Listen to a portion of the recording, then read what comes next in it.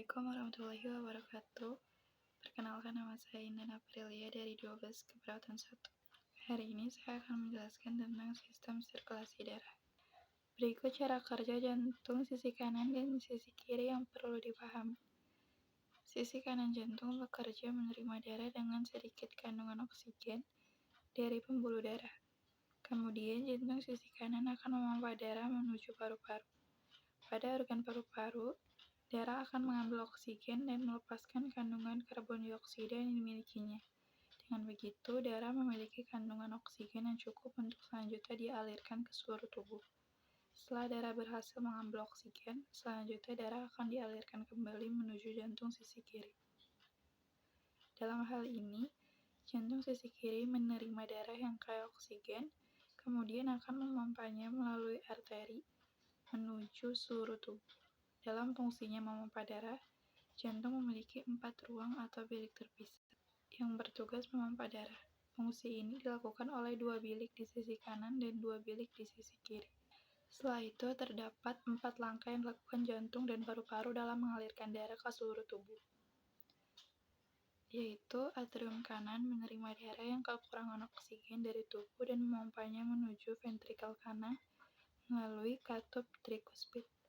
Kemudian ventrikel kanan yang menerima darah kurang oksigen memompa darah menuju ke paru-paru melalui katup pulmonal. Setelah darah selesai mengambil oksigen dari paru-paru, berikutnya darah akan dialirkan kembali ke ventrikel kiri melalui katup mitral. Terakhir, ventrikel kiri yang menerima darah kaya oksigen memompa dan mengalirkan darah tersebut ke seluruh tubuh melalui katup aorta. Dari keempat tahap tersebut, perlu diketahui bahwa atrium kiri dan kanan merupakan ruang kecil yang bertugas memompa darah menuju ventrikel. Sementara ventrikel kanan dan kiri adalah pompa yang lebih kuat. Namun dibandingkan ventrikel kanan, ventrikel kiri mempunyai kemampuan yang lebih kuat dan paling kuat karena bertugas memompa darah ke seluruh tubuh.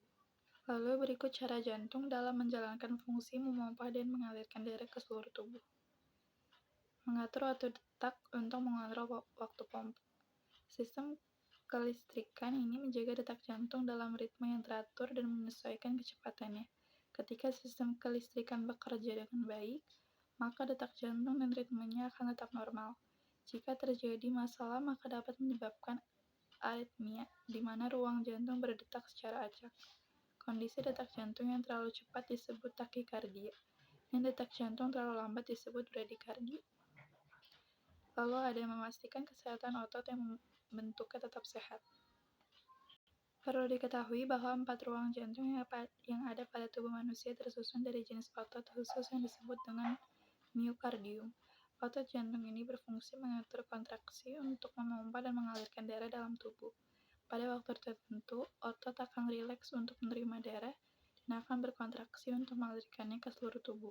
Untuk mengatur fungsinya, otot membutuhkan oksigen dan nutrisi dengan baik. Di sini jantung secara otomatis akan memompa darah kaya oksigen ke ototnya sendiri melalui arteri koroner. Selanjutnya, menjaga agar darah mengalir dengan efisien.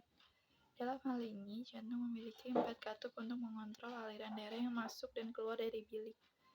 Ada katup yang terletak di antara atrium dan ventrikel di setiap sisi jantung. Ada juga katup yang mengontrol aliran darah keluar dari setiap ventrikel.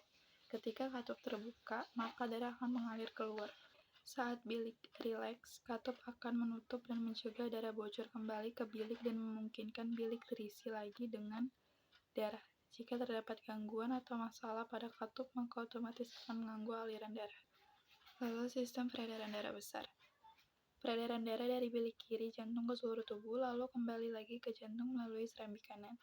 Saat darah terpompa keluar melalui bilik kiri menuju ke seluruh tubuh, darah tersebut mengandung oksigen atau O2. Darah yang sudah tidak mengandung oksigen nantinya akan kembali lagi ke jantung melalui serambi kanan jantung.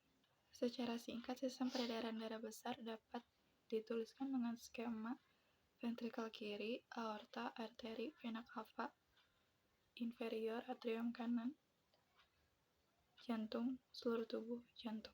Setelah itu, sistem peredaran darah kecil. Sistem peredaran darah yang keluar dari serambi kiri kemudian masuk ke paru-paru dan kembali lagi ke jantung.